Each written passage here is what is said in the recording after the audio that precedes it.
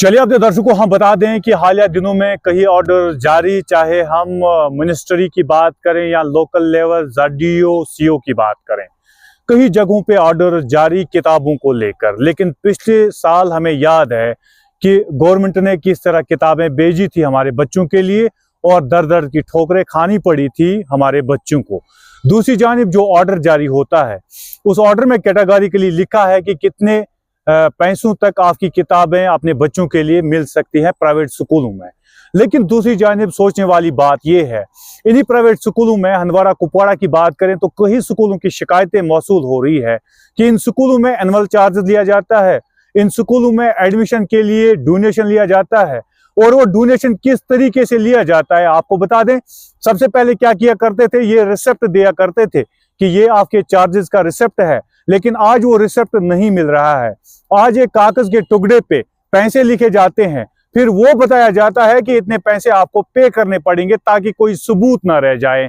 इस सबूत को लेकर ZDO को बड़ी कार्रवाई करनी चाहिए थी, लेकिन ऐसा डिस्ट्रिक्ट में अभी तक नजर नहीं आ गया। CO साहब को कार्रवाई करनी चाहिए थी, लेकिन डिस्ट्रिक्ट में अभी तक ऐसा नजर कुछ नहीं आ रहा है। दूसरी जानिब अगर हम बात करें ZDO हंदवाड़ा की, हंदवाड़ा ने कल मीडिया से बात करते हुए एक बाइट दे दी। इस वक्त रियासत के अंदर लागू है जिसमें कोई भी प्राइवेट स्कूल किसी भी प्राइवेट बुक को यूज़ नहीं कर सकता है, अपने सिलेबस में उसको ऐड नहीं कर सकता है। रही बात आप एडमिशन फ़ी की, admission fees total wind up हो चुका है। किसी भी स्कूल के खिलाफ अगर कंप्लेंट होती है कि वो एडमिशन फ़ीस के नाम से बच्चों से पैसे ले लेते हैं, तो उन पेरेंट्स को चाहिए कि वो हमारे पास आएँ, एक रिटन कंप्लेंट, अपना नाम दें, उस स्कूल का नाम दें और कितना पैसा उन्होंने उनसे मांगा वो हमसे बताएं।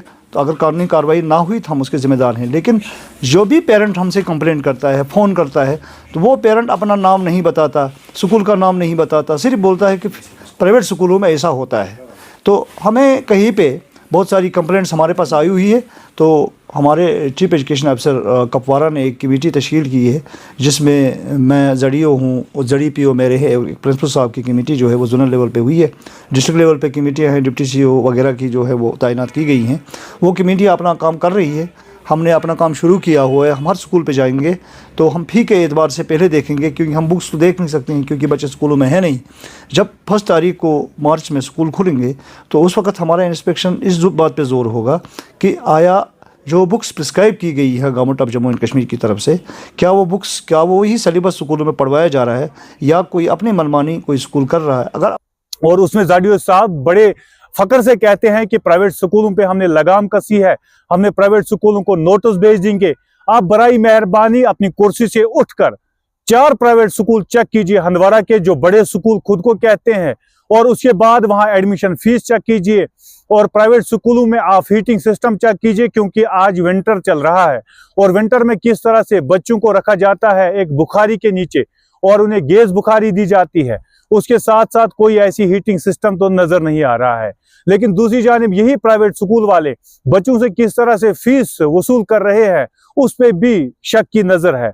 और दूसरी जानिब ZDO हंदवाड़ा के लिए बताया जाता है कि उन्हें चाहिए कि इन स्कूलों का चेक करें ताकि उन्हें पता चले प्राइवेट स्कूल आखिर कितना पैसा वसूल कर रहे हैं वालिदीन से।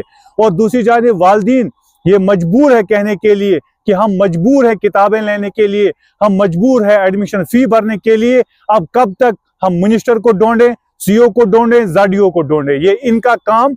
लेकिन इनके पास भी प्रिंटिंग चार्ज के हवाले से कई कंप्लेंट्स और उसमें भी शक की गुंजाइश, क्योंकि अभी तक हुआ कुछ भी नहीं है।